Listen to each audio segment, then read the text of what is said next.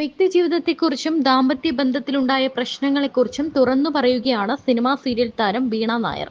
ഭർത്താവിൽ നിന്നും അകന്നാണ് കഴിയുന്നതെന്നും എന്നാൽ നിയമപരമായി തങ്ങൾ വിവാഹമോചിതരായിട്ടില്ല എന്നും വീണ വെളിപ്പെടുത്തി. എന്റെ മകൻ സന്തോഷവാനാണ്. അവൻ ഞങ്ങളെ രണ്ടുപേരെയും മിസ് ചെയ്യുന്നില്ല. കണ്ണൻ വരുമ്പോൾ അവൻ അദ്ദേഹത്തിനൊപ്പം പുറത്തു പോകാറുണ്ട്. അവൻ അച്ഛന്റെ സ്നേഹം കിട്ടുന്നുണ്ട്. എനിക്കൊരമ്മയുടെ സ്നേഹം മാത്രമേ കൊടുക്കാൻ പറ്റൂ. അച്ഛന്റെ സ്നേഹം കൊടുക്കാൻ പറ്റില്ല. അത് അവന് അദ്ദേഹത്തിലൂടെ ഇപ്പോഴും കിട്ടുന്നുണ്ട്. ഞങ്ങൾ തമ്മിലുള്ള പ്രശ്നം അത് ഞങ്ങൾ തമ്മിലുള്ള പ്രശ്നം മാത്രമാണ്. എല്ലാവരുടെയും ജീവിതത്തിൽ എല്ലാ കാര്യത്തിനും അതുപോലൊരു ഫുൾ സ്റ്റോപ്പ് ഉണ്ടായിരിക്കും. അതുപോലൊരു ഫുൾ സ്റ്റോപ്പ് ഇക്കാര്യത്തിലും ഉണ്ടാകും. അതങ്ങനെയാണ് എന്നുള്ളത് വൈകാതെ അറിയിക്കും. അദ്ദേഹത്തിന്റെ പോസ്റ്റ് ഞാനും കണ്ടിരുന്നു. അതിനുള്ള എല്ലാ അവകാശവും അദ്ദേഹത്തിനുണ്ട്. മറ്റൊരു സ്ത്രീയാണ് അദ്ദേഹത്തിന് ശരിയായി തോന്നുന്നതെങ്കിൽ ഞാൻ എന്ത് പറയാനാണ്? നേരത്തെയൊക്കെ ഇങ്ങനെ ചോദിക്കുമ്പോൾ ഒരു ബുദ്ധിമുട്ട് വരും. എനിക്കൊരു മകനുണ്ട്. അവന്റെ കാര്യങ്ങൾ നോക്കി നടത്തണം. പ്രൊഫഷനായി മുന്നോട്ട് പോകണം. നിയമപരമായി ഞങ്ങൾ വിവാഹമോചിതരായിട്ടില്ല, അകന്ന് കഴിയുകയാണ് എന്നത് സത്യമാണ് എന്നാണ് വീണ നായർ പറഞ്ഞത്. ബിഗ് ബോസ് ദാമ്പത്യ ജീവിതത്തെ ബാധിച്ചു എന്ന തരത്തിലുള്ള വാർത്തകളും വീണ നിഷേധിച്ചു. ഒരു ഷോ കാരണം ഒന്നും തകരുന്നതല്ല കുടുംബം. അത് കുറേ നാളുകളായുള്ള യാത്രകൾ കൊണ്ട് സംഭവിക്കുന്നതാണ്. ബിഗ് ബോസ് കാരണം എന്റെയും മഞ്ജു പത്രോസിന്റെയും ഒക്കെ കുടുംബം തകർന്നുവെന്ന പല കമന്റുകളും കണ്ടിരുന്നു. അതങ്ങനെയല്ല. താൻ നേരിടുന്ന ബോഡി ഷേമിങ്ങിനെ കുറിച്ചും വീണ നായർ പറയുന്നുണ്ട്. ചേച്ചിയുടെ പല ഇന്റർവ്യൂസിലും ചേട്ടനെ പറ്റി നല്ല രീതിയിൽ തന്നെ ചേച്ചി ഇപ്പോഴും നല്ലതേ ഉള്ളൂ എനിക്ക് കമന്റ് ചെയ്തിട്ടുള്ളൂ. പക്ഷെ പിന്നീട് ആ റിലേഷൻഷിപ്പ് മുന്നോട്ട് പോയതുമില്ല. ആക്ച്വലി എന്തെങ്കിലും ചേച്ചിക്ക് പറയാനുണ്ടോ? എന്തെങ്കിലും പറയാനുണ്ടോ എന്ന് ചോദിച്ചാല് ഒറ്റൊരു കാര്യം പറയാനുള്ളൂ. നമ്മൾ ആരായിക്കോട്ടെ, നമ്മൾ റിലേഷൻ തുടങ്ങുന്നതും കല്യാണം കഴിക്കുന്നതും എല്ലാം ഇത് നിർത്താൻ വേണ്ടിയിട്ടോ ഡിവോഴ്സ് ആകാൻ വേണ്ടിയിട്ടോ അല്ല.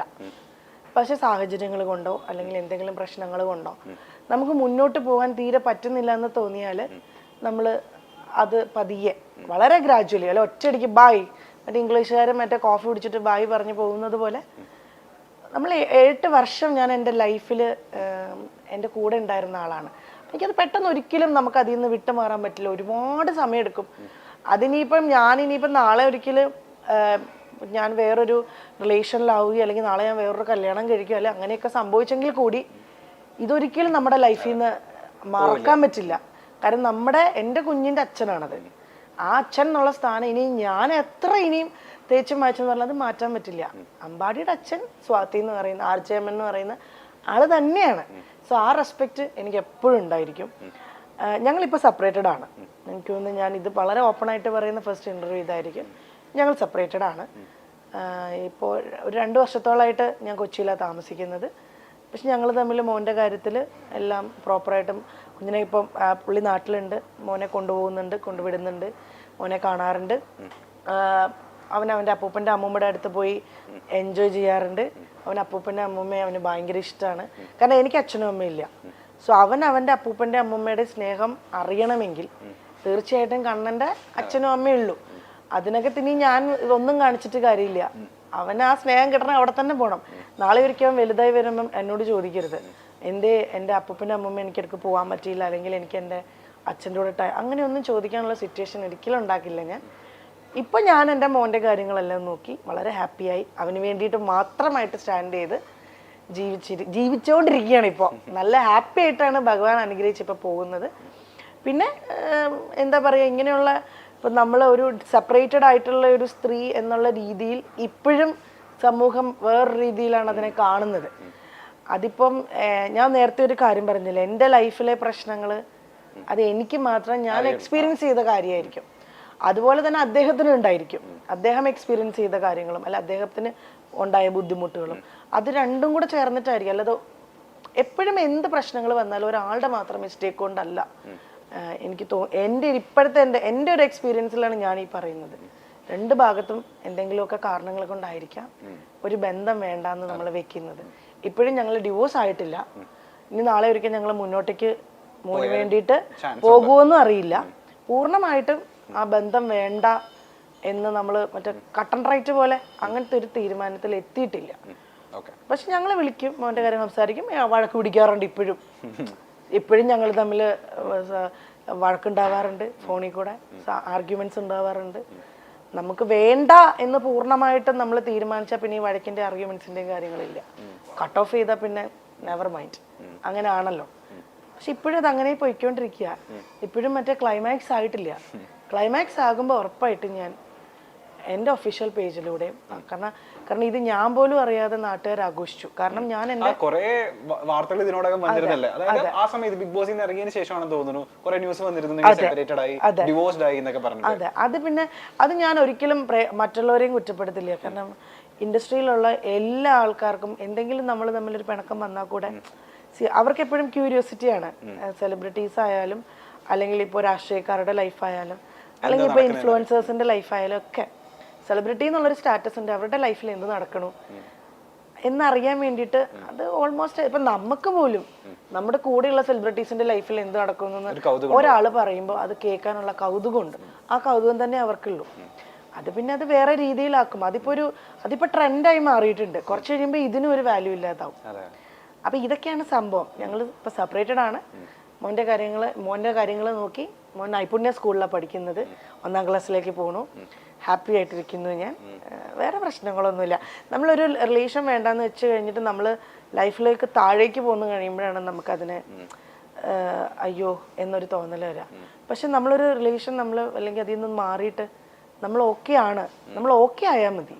അപ്പം അത് ഏത് റിലേഷൻ ആയാലും, ഇപ്പോൾ ഒരു പ്രണയം ഉണ്ടായിട്ടുള്ള നമുക്കൊരു പ്രണയത്തിൽ നിന്നാണെങ്കിലും നമ്മൾ റിക്കവർ ചെയ്ത് വന്നിട്ട് നമ്മൾ മുന്നേക്ക് നല്ല രീതിയിൽ പോയാൽ മതി. അവിടുന്ന് താഴെ പോയി ഡിപ്രഷനായി, ഹോസ്പിറ്റലൈസ്ഡ് ആയി, ആത്മഹത്യ അതൊന്നും അല്ലാണ്ട് ഒരു സ്റ്റെപ്പ് നന്നായി മേലേക്ക് പോകുന്നുണ്ടെങ്കിൽ അത് നല്ലതാണ്. ഞാൻ പറഞ്ഞില്ലേ, എല്ലാ സമയവും കടന്നു പോകും. ഒന്നിനും സ്റ്റെബിലിറ്റി ഇല്ല ലൈഫിൽ. ഇപ്പം നമ്മൾ ഈ സംസാരിച്ചുകൊണ്ടിരിക്കുന്നത് ഒരു അരമണിക്കൂറിൽ ഇത് തീരും. ഇത് റെക്കോർഡായിട്ടുണ്ടാവും. ഈ സമയത്ത് ഞാൻ പറയുന്നതൊക്കെ ഉണ്ടാവുള്ളൂ. ഞാൻ പറയല്ല, ഞാൻ ഇപ്പൊ പറയുന്ന കാര്യങ്ങളും എൻ്റെ നിലപാടുകൾ നാളെ ഒരു പക്ഷെ മാറിയേക്കാം. ഞാൻ ഇപ്പോഴും പറയുന്നത് എടുത്തു പറയണം. ഈ പറയുന്ന ഞാൻ ഇപ്പൊ പറയുന്ന ഈ കാര്യങ്ങളൊക്കെ നാളെ ചിലപ്പോൾ ഈ നിലപാടുകൾ മൊത്തം മാറിയേക്കാം. കാര്യം മനുഷ്യരാണ്. നമ്മൾ ചിന്തിക്കുന്ന പോലെയല്ല നമ്മുടെ ലൈഫ് പോകുന്നത്, നമ്മുടെ എക്സ്പീരിയൻസിലൂടെയാണ് നമ്മൾ പല കാര്യങ്ങളും തീരുമാനിക്കുന്നത്, അല്ലെങ്കിൽ പറയുന്നത്, അല്ലെങ്കിൽ പ്രവർത്തിക്കുന്നത്, ചെയ്യുന്നത് എല്ലാം. അതുകൊണ്ട് നിലപാടുകൾ മാറ്റം ഉണ്ടാവും. ഇപ്പോഴത്തെ എൻ്റെ നിലപാടിൽ ഞങ്ങൾ രണ്ടുപേരും ഹാപ്പി ആയിട്ട് സെപ്പറേറ്റഡ് ആയിട്ട് ജീവിക്കുന്നു. മോന്റെ കാര്യത്തിൽ രണ്ടുപേരും ഹാപ്പിയാണ്. അവൻ ഹാപ്പിയാണ്. അവൻ്റെ അപ്പൂപ്പൻ്റെ അമ്മ അടുത്ത് പോകുന്നുണ്ട്. അത് ഹസ്ബൻഡിൻ്റെ അമ്മയുടെ വീട്ടിൽ പോകുന്നുണ്ട്. ഹസ്ബൻഡിൻ്റെ കൂടെ വരുമ്പം ട്രിപ്പ് പോകുന്നുണ്ട്. മോനെ അതുപോലെ തന്നെ പോകണം. ഞങ്ങൾ തമ്മിലുള്ള പ്രശ്നങ്ങൾ മാത്രമേ ഉള്ളൂ. അത് മോനെ അഫക്റ്റ് ചെയ്യാൻ ഞാൻ സമ്മതിക്കില്ല. അത് എന്റെ തീരുമാനം. ചേച്ചി വീട്ടിലിടാനുള്ള സാധനം അമ്മച്ചിനെ അറിയാൻ പറ്റില്ല. വീട്ടിലിടാനുള്ള സാധനം കാണിച്ച് അമ്മൂച്ചിനെ ചീത്ത പറയുന്നത്. അമ്മച്ചനെ അങ്ങനെ അമ്മച്ചൻ നല്ല ഗുഡ് ബോയ്യാ. ഋഷി പോലെ കാണിച്ചത്. അമ്മച്ചൻ നല്ല ഗുഡ് ബോയ് ആട്ടോ. അമ്മ എങ്ങനെയുണ്ട്? വീട്ടിൽ എങ്ങനെയുണ്ട്? ഭയങ്കര ദേശക്കാരിയാണോ? പണ്ട് ജിമ്മിൽ പോകാറുണ്ടായിരുന്നു. എന്താ ബന്ധമുള്ള തല്ലാറുണ്ടോ അമ്മ? വടിയെടുത്ത് കൈ കൊണ്ട് തല്ലാറുണ്ടോ? പിച്ചാറുണ്ടോ? അമ്മ ഏറ്റവും കൂടുതൽ ദേഷ്യപ്പെടുന്നത് എന്തിനു വേണ്ടിട്ടാ? എങ്ങനെ ദേഷ്യപ്പെടുന്നത്? അങ്ങനെ അവനെ ദേഷ്യപ്പെടാനും മാത്രമുള്ള ഒരാളോട് ഷെയർ അത് നല്ല കാര്യമല്ലേ. അത് നമുക്ക് മിടിക്കാം അമ്മ ആ കാര്യത്തിൽ. പിന്നെ പോട്ടെ, അമ്മയുടെ ഏറ്റവും ഇഷ്ടപ്പെട്ട സംഭവം എന്താ? ക്വാളിറ്റി എന്താ? അമ്മയെ പൊന്നെ എന്തുകൊണ്ടാ ഇഷ്ടം?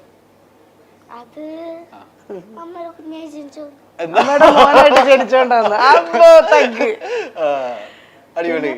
പിന്നെ പിന്നൊന്നുമില്ല. അമ്മയുടെ ഒട്ടും ഇഷ്ടമില്ലാത്ത കാര്യം എന്താ? ദേഷ്യപ്പെടുത്തായിരിക്കും. അമ്മ എപ്പോഴും ദേഷ്യപ്പെടുവോ? ഇടയ്ക്ക് ഭയങ്കരയാണോ അമ്മ? പാവണോ? ഞാൻ ഈ കുരുത്തക്കേടൊക്കെ കാണിക്കും അമ്മ. ഞാനത് ചെയ്യാതിരിക്കാൻ വേണ്ടി അമ്മയെ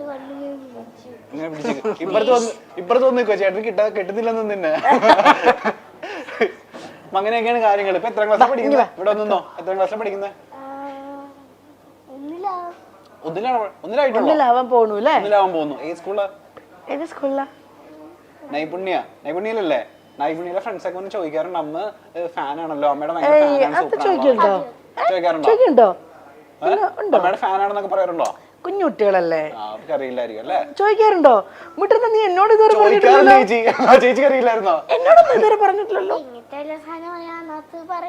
ഓ, ഇങ്ങനെ വല്ല ഇന്റർവ്യൂ ഇരുന്ന് പറയാൻ വേണ്ടി ഞങ്ങൾ വെച്ചിരുന്നതാണ്. കിട്ടിയിരുന്നില്ല അവനല്ലേ? ഞങ്ങളുടെ മുഖ്യം പോലെ.